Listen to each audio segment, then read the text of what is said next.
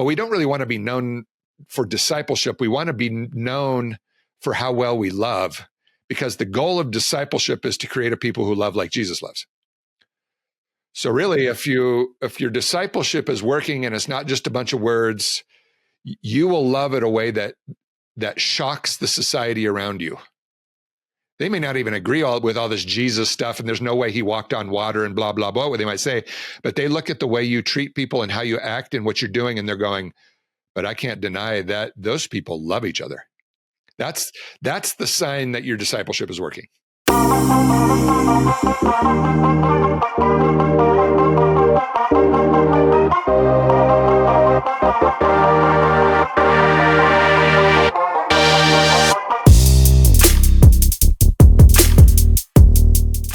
Hey, welcome to Into the Harvest. I'm your host, John Snyder. Today, we want to ask the question, what if your discipleship efforts are missing half the picture?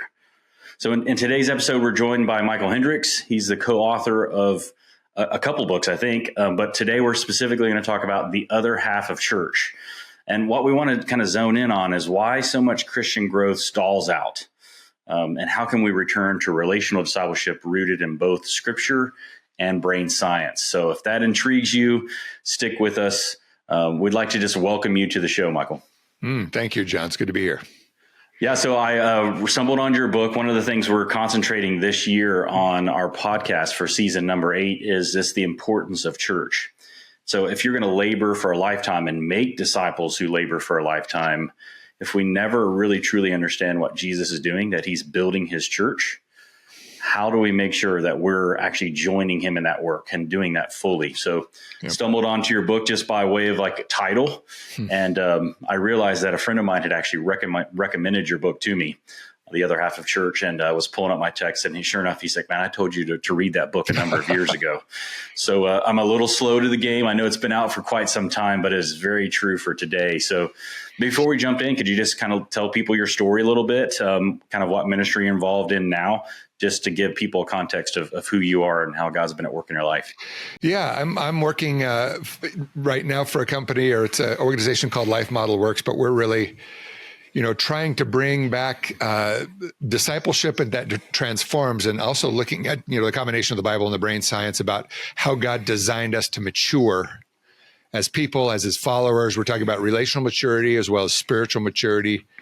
And so I work with a lot of Christian organizations and churches and lead teams and things like that, and mainly doing more, not so much teaching, but doing training around what we're doing. And this all stems from my job. I was a pastor of spiritual formation in a church for a while, and that's, it took maybe 2.5 years at that job to realize that I didn't know how to do my job as a pastor of discipleship, because I realized I was missing big pieces of the puzzle around how people change, how does character formed, how do people mature. And so I was seeing irregular results and not knowing why things work sometimes and not other times. So, a lot of times when someone writes a book, they're this big expert and they come here to show you what an expert is. But my book is almost the opposite. It was really driven by confusion about how do people change.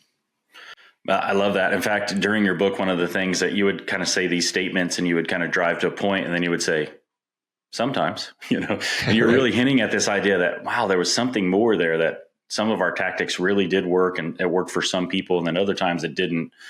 So I really loved you just being honest about, wow, that worked sometimes, so there's a real honesty to your work in that book, which was, I think, gives the rest of the people like me a lot of hope. Okay, I'm on the journey as well, and God's continuing to help us and really show himself to us. So what we hope to cover today is why joy is essential for spiritual growth, what churches often miss about brain science and discipleship. We'll talk about a Hebrew word called hesed, relational love, and how important that is to building lasting community, not just kind of surface level community. There's a whole lot of things that you cover in your book about guilt-based correction versus identity-based growth. So we hope, there's a lot of things that your book covers, and we won't be able to really talk about all those things, but really we want this to be a teaser for folks to really come find this resource that you and Dr. Wilder wrote together. So it's kind of rooted in your story, though. You hinted at that. Absolutely. Could you just tell kind of how you came to know Christ and kind of the journey that led you to this place of asking the question, why does this only work sometimes? Yeah, I did not grow up in a Christian family. and never went to church. Maybe the only time I went to church, I think, is when I would visit my grandma in Nebraska. She would make us go to church, and for an 8-year-old, 9-year-old, 10-year-old, that was always really boring. Like my grandpa was home. He didn't go to church, and it'd be more fun to be with him and go fishing or go driving around in his Jeep or whatever. And I was in this stuffy clothes in church. So I kind of grew up thinking, right? It was like torture, huh? Yeah. Exactly. It was like, or church is boring is kind of like, at least at that age it was for me, if I was honest. And so I kind of had that in my background thinking, well, it's just boring. So I'm not interested in something that's boring. And, but God he works in different ways. And somewhere, I'd say in my high school, early college years, kind of a existential question was bothering me, a common question about the meaning of life. Like, what's this all about? What's the meaning? Is this just one big, massive galactic mistake? And we just happen to be here by a fluke of chance? Or is there some purpose? And it, if there was no purpose, it seemed to me like why was everybody living as though life has purpose? When I looked around, it seemed like they did. And so that was kind of one of the things God used, to prepare my heart for something new. And in the middle of that, it was during the summer after my freshman year of college, I was home working, making some money for the next, for the ski year next year. So I could go skiing with friends and have some spending money and stuff. And in the middle of the summer, one night I couldn't fall asleep and kept trying to fall asleep and, kept looking at my clock. And 1:00 in the morning, I finally gave up and got out of bed and went upstairs and looked at this big bookshelf in my parents' home, looking for a book that would help me fall asleep. And I saw a black leather Bible, probably given there from the same grandma from Nebraska, sometime given to someone in our family, never read it. And I thought, if this book is half as boring as church when I went with my grandma, that maybe this will be a good book for me to read to try to fall asleep. I'll be out cold, huh? Yeah. Oh, wow. Not exactly pure motives, Yep. So I grabbed it and went back down in my bedroom and I just opened it up, cracked it open randomly, happened to open it to the first page of the New Testament and said, "This is the New Testament of the Lord and Savior Jesus Christ," it said in the title page. And I remember reading that and thinking, I don't know what that means. Like, what's new about this? This book actually seems pretty old. Why is it called new? And so I flipped the page and started reading the book of Matthew. I saw the word Matthew, didn't know who that was or what that was, but I just started reading. And, probably that night I read 5 chapters of Matthew, and it's hard to kind of explain what happened, but I sensed without God actually physically, audibly speaking to me that he said, "Michael, the answer to your existential question that you have is going to be found in my son about whom you are reading tonight." And it was like this explosion of like, whoa, like talk about a paradigm change. And for the rest of the summer, I was almost like this spiritual high on this. And I didn't know what had happened to me. I didn't start going to church because nowhere in Matthew that I'd read so far told me I was supposed to go to church. So I didn't go to church. I just kept reading Matthew every night. I didn't really tell anybody even, But when the summer was over, I went back to college again. I went to college in Boulder. My parents lived in Denver, so it was less than an hour drive away. I went back to school, living with my friend from my freshman year, Steve Lowe, and I'm unpacking and everything when he shows up to the room and puts his suitcases on the ground and says, "Michael, I don't think I'm going to live with you this year." And I said, "Well, what's up, Steve?" And he goes, "Well, last year you and I got drunk a lot, and we partied a lot, and I'm a Christian, and over the summer I've decided, I'm not going to do that life anymore. I don't like that life anyway, and so you may not want to live with me." And as soon as he said, "I'm a Christian," I basically ignored everything he was saying, because as soon as he stopped talking, I said, "I'm a Christian too." Amazing. Yeah. Those were literally the last words he was expecting to come out of my mouth. So he had like this look of shock on his face, Wow. And he grew up, he was a Chinese American, grew up in a church in Pittsburgh, going to church his whole life. So he knew way more than I did. He'd been going to church since he was young. And so we sat down. I'd been reading Matthew, for a month and a half, maybe. And I had lots and lots of questions. And so we just sat down and I asked him question after question after question. And then finally he said, "Michael, we should look for a Christian group on campus." And I didn't even know there were Christian groups. I'd never seen one. I actually told him, "Steve, I don't think there are Christian groups. I've never seen one." Turns out there's a bunch of them. And so we got involved in this group, this Christian group that I found. It was a person I knew from high school, actually was at a booth kind of announcing it. So that's kind of what drew me in. And we went. Wow, and that's crazy. Small world. And within a month, I was being discipled by an upperclassman, someone who's, knew more than I did and further down the road than I was. I was in a Bible study in our dorm area studying the Gospel of John. We had a weekly meeting on Friday nights. We had trainings on how to share your faith, how to defend your faith, how to read the Bible, study the Bible, all this kind of stuff. And I just grew like a weed. I mean, I just grew like crazy. That was starting in like late August, right? When school starts up again. I hadn't been home. The first time I went home was for Thanksgiving, in November, like 3 or 4 months later. And I remember being nervous about going home because I thought my family is not even they're not going to recognize me. I feel like I'm a completely different person that left in August, It's amazing. And that's transformation. I just like transformed.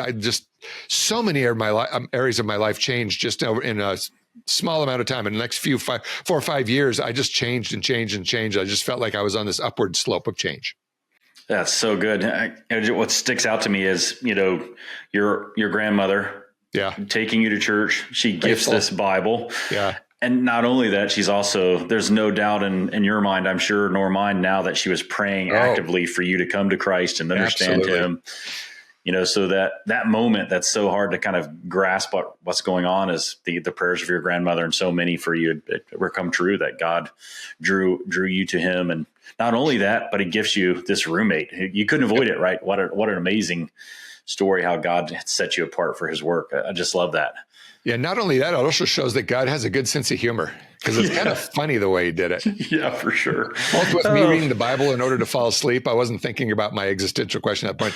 And also my roommate, Steve, is just hilarious that he was going to tell me, I'm not living with you because I'm not getting drunk with you anymore. It just shows God has a really good sense of humor too. Yep.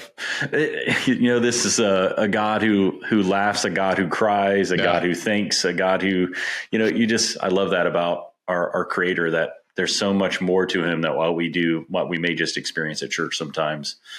So you end up at that college. You're there, you're continuing to grow. You're a part of this ministry. You point out in the book, you're like, well, they kept calling it a ministry. I don't even know what that is. Yeah. And that's in terms of, sometimes we forget how much of what we say and what we do, actually, most new believers don't even know what those words are. So they're using all these words, but they're, you're kind of catching up and understanding the culture. Mm-hmm. Talk about that experience a little bit in terms of what was happening in that group that maybe was kind of below the surface level, but is connected to what unlocks later as you think about your book, the other half of church. Yeah, they were training me and teaching me in the typical Christian answers. Like I learned how to study the Bible, how you pray, how you do this or that. But there are a lot of things going on underneath that I didn't realize were so important, and we didn't directly talk about. They just happened. One of those is the level of bonding that we really like. We weren't just a ministry or a group. We became a family. Like to this day, these are my deepest friendships. I turned 60 a year ago, in February. And a bunch of my friends got together and say, hey, let's go to our friend's cabin and stay there and go skiing together. And 10 of us went. And of the 10 people there, 9 of them were from this ministry, this group of ours from the university 40 years before. The only person that wasn't was my son, who is 25 years old. He went with us too.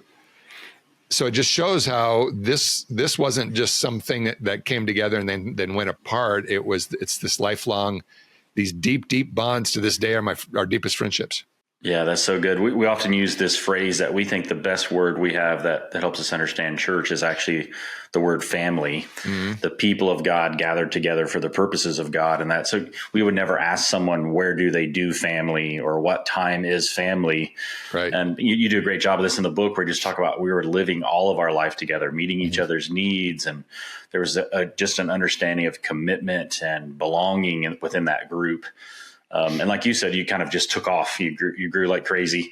You use the analogy of growing tomatoes and knowing what that takes in your book. And it just sounds like what a great thing that God gave you. What a great gift. Mm-hmm. And I had that same experience, and most of our listeners will have had that same experience, where they probably grew up in a ministry much like that, where they were invested in individually, and there was a deep sense of belonging. But maybe they're at this place now where they think, wow, that was just a great time that I had then, as if it's just in the past and it can't be recaptured. But instead, how do we actually notice kind of what was actually happening there that maybe we took for granted. And I think that's where your book comes in. So I've probably been been called small brained or like harebrained, but no one's ever called me half brained. And you use that kind of that terminology in your book. So the other half of church, the other half of brain really is kind of what you point out. So talk to us a little bit about this idea of brain science. God put you on this journey. It feels like accident. It's really not an accident, not a coincidence. You're sitting with a group of a fellow, I think, pastors who are trying to figure out how do we unlock this idea of growing and maturing and doing discipleship in our churches? What is the missing element? And you kind of share that in your book. So can you just share with that a little bit? Like there's these things going on, but the book, you really highlight, God brought this man into my life to help me really understand how the brain works to be more fully brained. Yeah, eventually, I worked in corporate world for a while, and then got a seminary degree as well, and eventually became a pastor of discipleship at this church. And 2.5, 3 years in, I realized I didn't know how to do my job, like I just mentioned. And I even remember sitting in my office, looking at my dry erase board, a blank dry erase board, almost like asking God to give me a picture, or give me an outline, give me steps, give me something, because I don't think I know how to do my job. Like I don't know how to do my job as a pastor. And he did not give me a picture, but he gave me a phone call. So this man had visited our church. He's an elder in another kind of church in the Denver area, not too far away from ours. They just sent a team up to see what we're doing, see if they could learn from us and stuff. I didn't even know it. But he called me the following week and said, "Hey, can I have lunch with you?" And we sat down, and he goes, "I've been studying discipleship my whole life. I'm a good friend of Dallas Willard's. He's a friend of our family. He's written a bunch of books on discipleship." And he said, Dallas used to say, it seems to me that a lot of people are reading my books on discipleship, but almost very few churches are actually doing it. Oh, man. And this man was looking at me and he says, "I went to your church and I saw what you're doing. And I looked you up on your website of your church. You're actually doing it," he said, which normally would be a compliment. But I was in the middle of this, like, I don't know why this is working sometimes. Kind of crisis, right? Yeah. And so he gave me a compliment. I said, "Thank you," but blah. And I kind of, vomited my frustrations on him about why does this work sometimes and not others? Why do we see Christians doing such horrible things sometimes? Like, it seems like their discipleship was lacking, or why? And sometimes those people are even Christian leaders, and so I kind of vomited all my questions and confusions. And he said, "We should start to have lunch. I'll propose this. Let's have lunch once a month, and you and me start to dive in and study discipleship, how we can get it back into the center of church, and how we can figure out some of these questions we have about why it works sometimes and not other times." And so we started meeting. I pulled another friend of mine in who's also a pastor, and we've had similar conversations. And we just started watching sermons, reading books, reading articles, doing everything, and coming back and discussing them, and just delving in and seeing if we could figure this out. And it was a few months into that, maybe a half year, where this man, Bob, who initiated this, he said, we are kind of ignoring one area, or haven't addressed one area of discipleship, and that's how God designed the brain, neuroscience, and what we can learn about that, about discipleship. And when he said that, I was like, I have no idea what you're talking about, Bob. What do you mean neuroscience and discipleship? That doesn't make any sense to me at all. And he said, "Well, let me invite my friend, Dr. Jim Wilder, to our lunch next month, and then you can ask him. I think he can probably explain it better than I can." And so that following month, we all sat down. This new person sat down. He asked me, "Well, what would you like out of this meeting?" And I shared with him, like I shared with you, my frustrations about discipleship, why it doesn't work, and why we see things, that we do in our culture. Why do we see the headlines we often see about Christian pastors and Christian presidents of universities doing things that don't look like Jesus at all, that kind of stuff? And why don't we see more everyday, regular transformation of character? And Jim Wilder said, "Michael, I think it might help you if you understood a little bit more about how God designed the human brain to mature us. I think that would help you find and understand the answers to these questions that you had." And then he bent down and he pulled out a plastic brain out of his bag, and he unhooked the two halves of the brain and started explaining how the control processor of the human brain works to consolidate our identity through interactions of joy, to handle our emotions in a way that solidifies our identity, and we can explain as the people that God has created us, as a new people that he was creating out of the earth, which is the ultimate goal of Jesus, was to create a new people, which is a new family. Yeah. And he So started good. explaining these things. And as he's explaining, I'm like, I've never heard any of this. By that time, I'd been a Christian for maybe 30 something years. I'd been to seminary, I'd been a missionary, I'd been an elder and a pastor, and nobody had ever once talked about this. And he's explaining, and I'm like, where have you been? Yeah. And so what he explained there, it has been the kind of focal point, the shifting point of my life, and the way discipleship works, and has set me down this.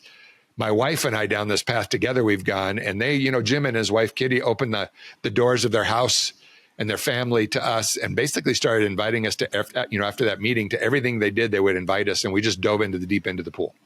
And this was about 9 years ago. And that's so great. You talk about in your book how important it is to see things modeled and not just to know information. And it sounds like that's exactly what you experienced on the campus. You're living life with Steve and an upperclassman, but then Jim just invites you right into his life, he and his wife. And so it wasn't just about, hey, there's this new information. Here's a picture of her brain. It was, hey, come watch how we help people grow and mature this way. So you talk about the left brain and the right brain, how really we just kind of target one thing. Here's more information, more information. Here's the disciplines. And those things are great, right? They are going to help us, and they're very necessary. And you'd kind of had that piece, right? That's what is your book, The Basic Training, is that still available in terms of that? It's on you can get it on Amazon. Awesome. So you actually had a pathway for kind of that one side brain approach, I think. There was some accidental right brain stuff in there that I didn't even know I was doing well. I looked back and remember you saying some things well, and others I could have done better. That's awesome. But one of the things you guys really highlight, he mentions, kind of a neuroscientist that just talks about how joy is the fuel of the brain. And that's on one of your books. At one of the pages of your books, page 25, you have this quote: "Without joy, our brains struggle to grow and change in healthy ways." So this channel is really about helping disciple makers grow and mature and help others continue to do that. So how would you say disciple makers cultivate joy personally for themselves and in the ways that they're discipling others? So that, kind of the idea of disciple making, it continues to be life-giving instead of draining. Yeah, it's similar to what you just mentioned about how a lot of what we need in discipleship, we don't get. We need a model. We need it from another person. We need to see it versus hear information about it. Right. So I could give you the left brain definition of joy, which is joy is what I feel in my body when I can tell from your face and your eyes, your nonverbal stuff, like your eyes lighting up, and twinkling, your face lighting up. And I can instantly tell, like in less than a second, I can tell that you're happy to be with me. I'm special to you. It's kind of like when you go into a friend invites you to his business party or something, and you go and you don't know anybody, and you're looking around, and all of a sudden you see your friend's face. He sees you. There is a very fast 12 times a second, between your eyes and their eyes, this handshake almost of joy where you can tell almost instantly, it feels instant, that he's happy that you're there and you're happy that you're there. You're kind of both shining joy on each other. But joy is what I feel when I feel your face shining on me. And words are optional. There are joyful words, but you don't need words to communicate joy. You look at young children with their babies, infants with their mothers, they are communicating back and forth high joy, and there's not a single word that baby understands, but he can tell from the glowing face of his mother, from his father, from her, from her grandfather or grandmother, that, oh, I am special to grandma. I'm special to mom. I'm special to dad. I'm special to my older sister. And it's very clear communication, but no words are involved. That nonverbal transmission of joy is absolutely essential to discipleship. Discipleship doesn't actually work very well without it. It functions like the gas tank. When your gas tank is low, if you buy a brand new 0-mile, sweet, shiny car and it has zero gas in the tank, how useful is that car to you? Yeah. It's maybe useful in a rainstorm to get out of the rain, but it can't go anywhere until you fill it up. And that was one of the paradigm shifts for me as, I'd been doing these, spiritual formation practice trainings in our church, but I wasn't assuring that the people who came in had their joy tanks filled up first. Yeah, it's so good. That was like a change. One of these big changes for me. We always check that our brains are working right. Our joy, we have enough joy, and if we don't, we always do some joy, gratitude, whatever exercises first to get a little joy and fuel in the system before we go ask our brain to do anything difficult. Yeah, I thought you did a great job of kind of pulling on this story a little bit in your book, where you shared a story about two different men you were discipling, and one man just immediately took off and was excited to read the scriptures and to know more about who Jesus is and to really dive in. And one man, because he had had past hurt and frustration, when you actually asked him, "Hey, would you like to read the Bible?" It was almost, you said you could instantly see in his face, "Oh, like that, there is a block here." It was almost traumatizing. I saw trauma. Man, I know now Bible. Trauma, it got triggered. Yeah. So it's funny how we just don't realize how much of these things are in the Bible until, like you said, okay, I see these things. Dr. Wilder helped me understand this principle. Now I see this idea of the face of God in the scriptures, and we actually translate that differently, right? Like the presence of God. Right. But you do a great job. I don't know if this was from the book or from one of your messages that I heard, where you talk about Jesus interacting with Zacchaeus, and Zacchaeus knew he was important to Jesus before Jesus ever said a word to him, just by the way he looked at him and saw him.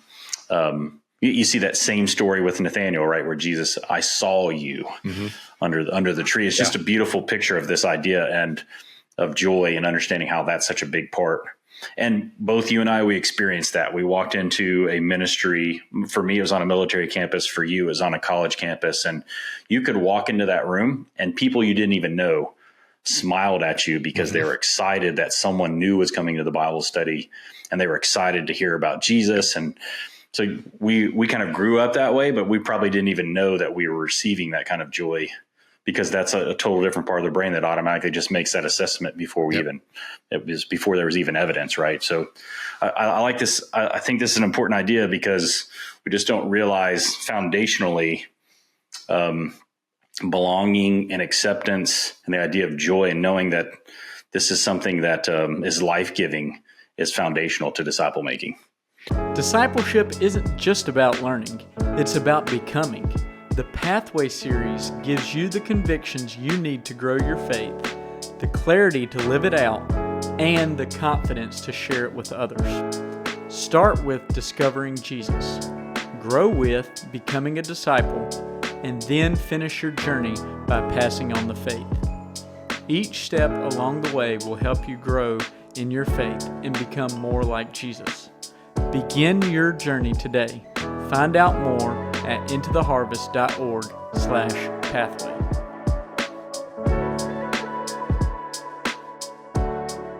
Yeah, and we have to be also careful to realize that joy does include smiles and twinkles and our face lighting up, but joy can also be mixed with any emotion we feel, both positive and negative.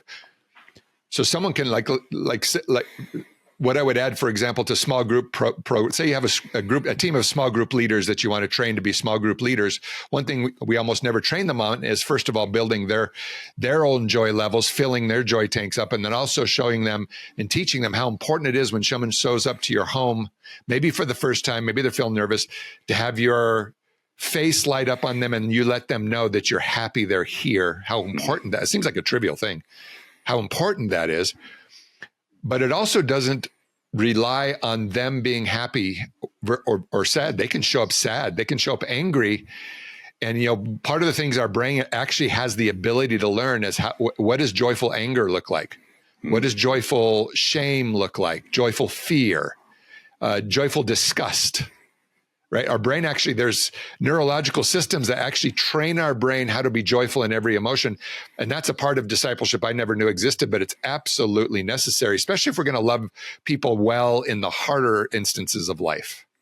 It means being in negative emotions at the same time, being able to maintain our attachment and even have joy, even though someone is not doing well. Wow.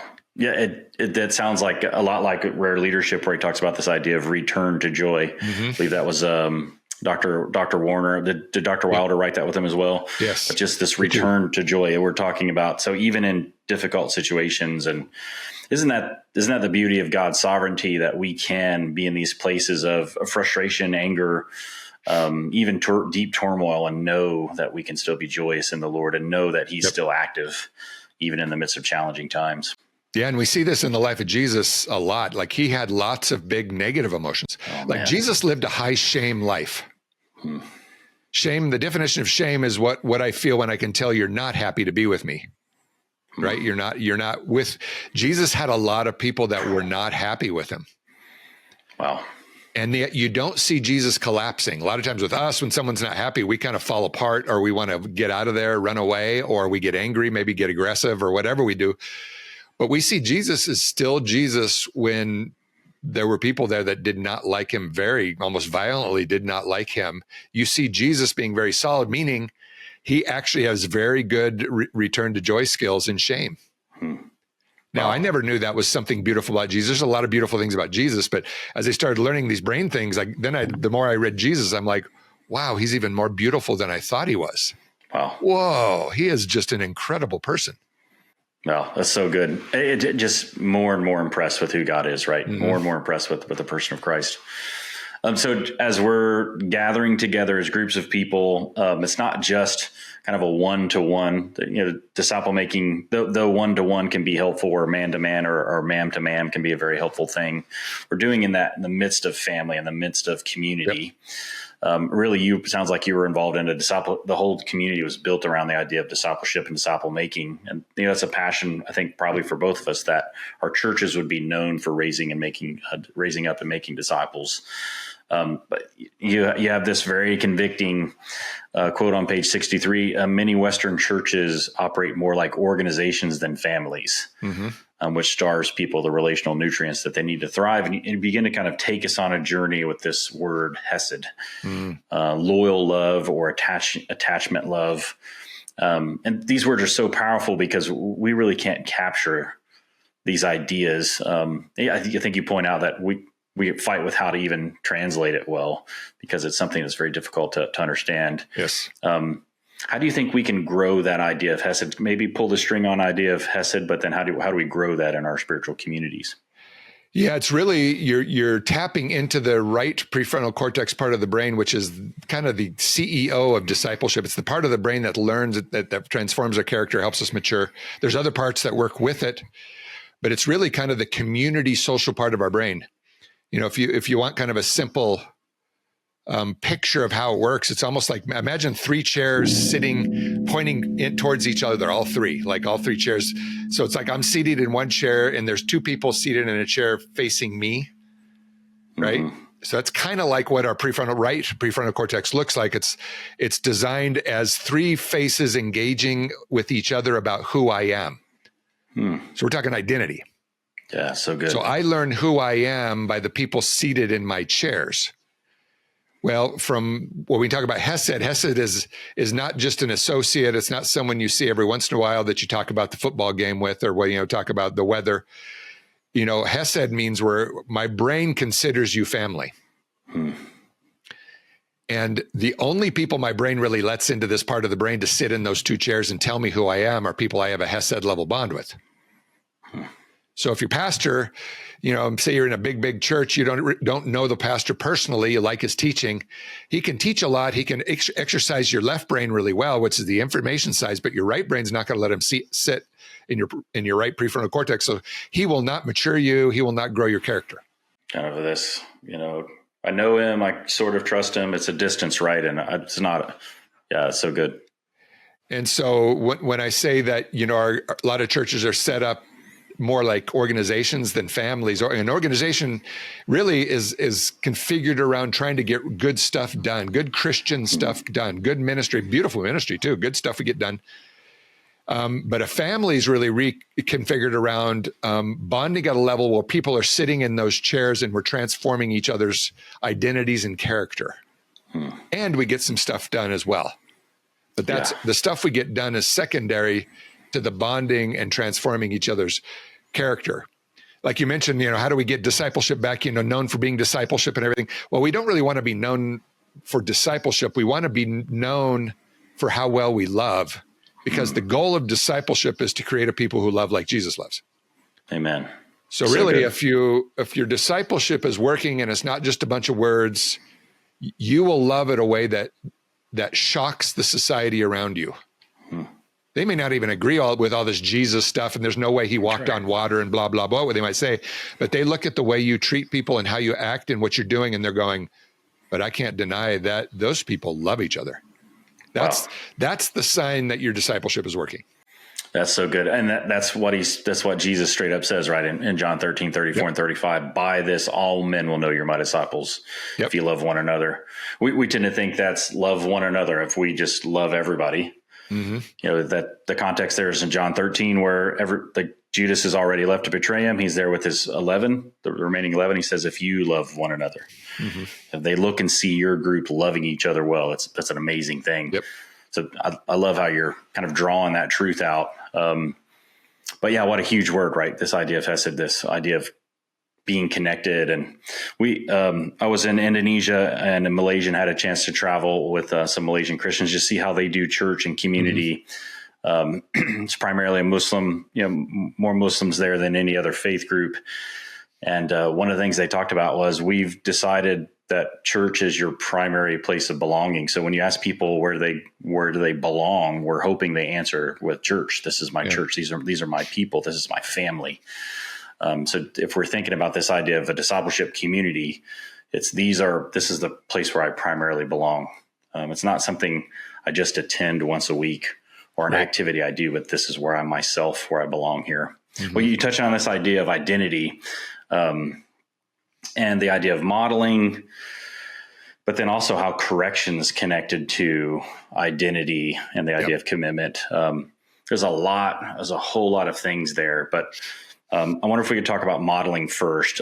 People grow best when they belong to a community that models the kind of person they aspire to become. So one of your quotes. And so how do we encourage that kind of transformation into Christ-like?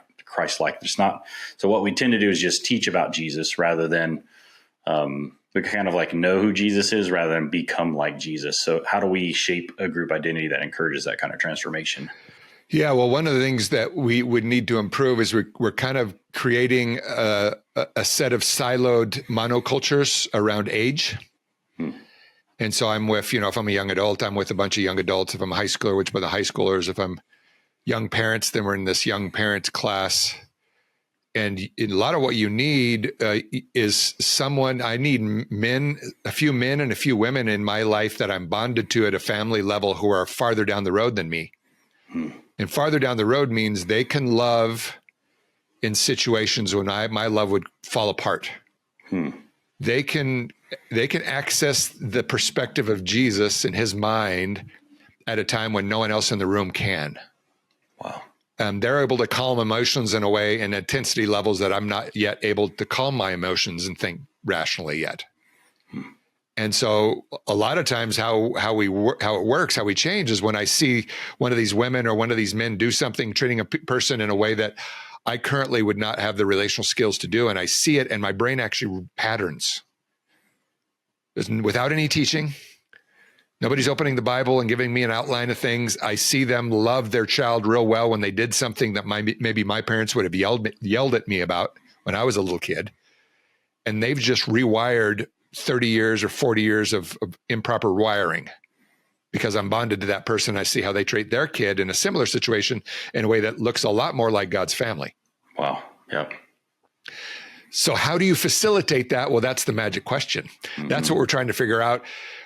What I hear from Jesus on this when I talk to him about it is go try stuff and you're going to find out what works and doesn't work. So Jesus, I sense, is almost saying, don't try to figure it out before, just go try stuff. Yeah. You can, as a matter of fact, he often says to me, you can fail. Fail is good. When you're failing, trying to do something that's very important to me, I love it. Wow. I love that. So go fail, go succeed. You're going to figure out real quick what works, what doesn't work. Get a community together of different people doing that. Share what works and what doesn't work. So you don't all have to reinvent the wheel, but this is going to be developed in community, how we do this. Into the Harvest is a nonprofit ministry made possible by generous partners who believe Jesus is alive today and still calling people to follow him. Their monthly support helps disciple making grow and thrive around the world. If Into the Harvest has made an impact in your life and you want to help share the good news of Jesus with others, join us today and become a monthly giving partner. Visit intotheharvest.org/give.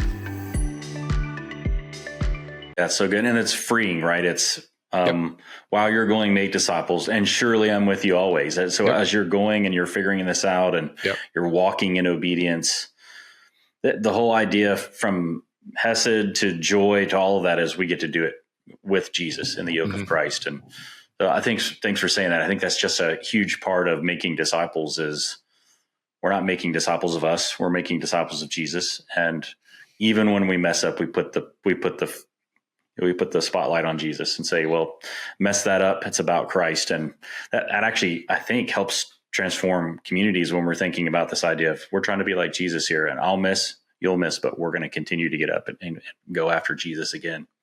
Yeah, if we go back to the right prefrontal cortex and the three chairs facing each other, I'm in one of the chairs, facing me. If Jesus is sitting in one of those chairs a lot, life just works better. But Jesus isn't enough. He actually tells us, we need Jesus and a people. That other chair gets swapped out with the people I'm bonded to.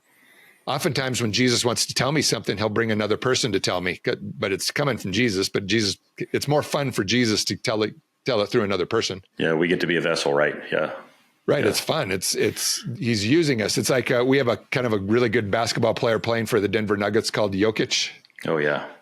And he's really good at assist. He has the most assists always, almost in every game and everything. And they say, why do you like to assist so much? And he said, well, when I score a basket, one person is happy, but when I do an assist, two people are happy.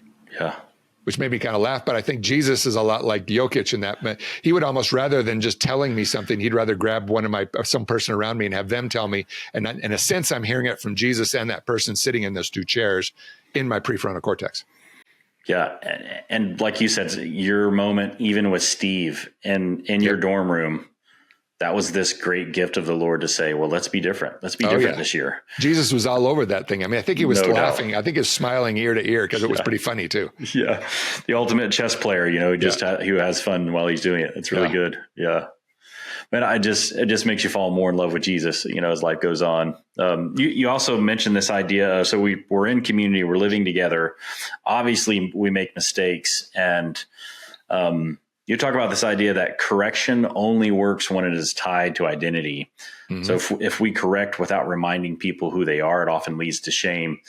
And I think I've experienced that to be true. But so what do you think it looks like to bring loving correction that reinforces the identity in Christ rather than causing this idea of shame, guilt, or fear? Yeah, well, we need to start, before we can correct someone, we need to build a healthy group identity of... So we have two senses of, every person has two senses of identity. We have the individual identity that we're uniquely me and uniquely you. You and I are not the same person, and Jesus doesn't want us to be the same person. Right. But there's also what's called a group identity, and this is a we identity, where this is the kind of people we are. We do this. This is how we act in this situation. This is what is like us to do when this happens. And when you develop that really well around what love looks like in God's family, specifically, most of our group identity statements are tied to some form of love, so that it looks like, because that's the central thing that we're trying, that shines the light of Jesus. Correction, what it does is it say, hey, John, back there in that meeting last night, you were kind of impatient with that one person when they asked that question. Well, remember that we are a patient people, like Jesus is patient with us. And so we don't ever want to be less patient with someone else than Jesus is with us. Now that's a complex statement, in that I'm pulling on group identity that you and I agree that Jesus tells us and God tells us and Scripture tells us that we're a patient people. Patient means we put up with a lot, and we still love. We don't go off the handle, right? Yep. And but I also didn't do it in a way that says our relationship is over. I didn't go into your office and say, John, don't ever treat someone like that again, and I slam your door and walk away, right? That's called non-relational shame. It's called toxic shame. But there's a healthy form of shame where I say, hey, John, I think you forgot who we are in that meeting yesterday. Let me remind you. And even I'm doing it, I'm engaging with you. Our relationship is not in danger, but you forgot who you were. And another day you come into my office when I forget who I am. And the reason a lot of times this doesn't happen well is that we never practice it. Mm-hmm. And so one of the things churches can do, and we even have a practice, there's a book with this that has practices at the end of each chapter. It's called The Pandora Problem, written by Jim Wilder. And it has 12 different, each week, 12 different hypothetical situations where we can practice correcting each other in hypothetical places. So there's no danger. It's not a real thing. So it's a good place to practice and get used to saying the words and how to do it well. And I remember after doing it maybe 4 or 5 times, it like clicked in me, and I go, oh, that felt good when I said it that way. And so you start to okay, if someone had corrected me that way, I would actually really respond to it, and instead of having it shut me down. And so these are things that we need to be training and practicing, because you can't just kind of do it, hear this podcast and go try it. It's probably not going to turn out that well. We need to practice. Yeah, it's so good. I keep thinking of that phrase, speaking the truth in love, from Ephesians 4, so that we can grow up into the head, which is Christ. And it is really interesting. We really aren't a practicing people, are we? No, I mean, that's one thing we need to train. That's like a global change. We need to become a training, practicing people much more than we are, that rather than a sitting and receiving words and information people. Yeah, so good. We need both. We do need words, we do need encouragement, information, but we also need a good, healthy balance of let's practice, especially around things that help us love better. Wow. Yeah. And just having difficult situations and different circumstances in life, all of those things, even when you practice those things. And then when you say them, you realize, wow, God was really at work in that. Yep. It meant a lot to me to be obedient to Jesus. But then also it was very helpful to the person that I spoke to. So often what happens for believers, I feel like, is that if we do say something, it's because we've gotten angry and we're just frustrated. Right.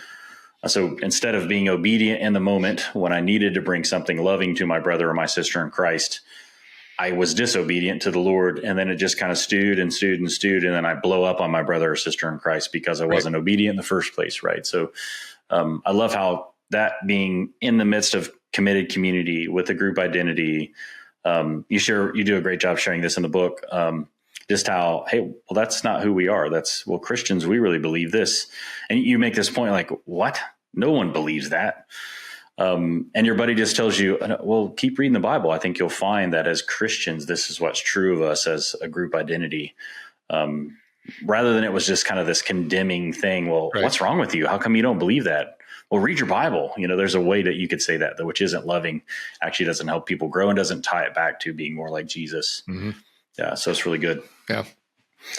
Well, we've kind of hinted at a lot of things in your book. I've really enjoyed reading through it, but I'd want to just give you a chance to talk a little bit about how can folks connect with you, get tied up, understand Life Model Works and your work now. Obviously, we'll link this book in the show notes, but what are some ways people could reach out to you? Maybe some resources that you think might be helpful to folks as they wrestle through. Yeah, I'm having that experience. I do have this guy that I'm enjoying, and we're really getting to the scriptures, and he's loving it. But man, it's not unlocked over here, and this person's frustrated. They're thinking about this idea of half-brain discipleship. How can folks get connected and get started? Yeah. Yeah. So I do basically what I do a lot of is I work, if you have a group of people like in a church, if there's a pastor listening and you'd love a leadership team, we have a team of consultants that can kind of take you through. Usually what we do is meet twice a month for a year, and we take you through some of these right brain skills that complement the other left brain skills around relational intelligence and emotional resilience, and how to practice, how trauma is healed and what happens when trauma comes up in a small group or trauma comes up at church. How did God design the brain to heal these things? And we all practice these things together. How do you build joy? How do you learn how to calm yourself down? And so you can go to our website, which is lifemodelworks.org. I'll send it to you and you can put it in the notes. Mm-hmm. And there's a consulting page and you can fill out something and send it to me and I'll get an email and we can set up or something. And I also do some one-on-one coaching where I take individuals through. Sometimes, a pastor or sometimes a lay person wants to go through it, but nobody around them seems to want to. So we can take them through and they can start doing some grass level stuff, similar to meeting maybe once or twice a month and just slowly working through these skills into the point where they get it at a level of mastery where they can just turn around and essentially start spreading it in their own context, which is what my goal is that I create spreaders that go and just spread it themselves. Right. Amen. Yeah. That's the model of Jesus, right? Exactly. Yeah. Exactly. Yeah. So good. Well, to our listeners, as we've kind of talked through these things, we've kind of really just barely touched the surface on so many things, so many great things in this book.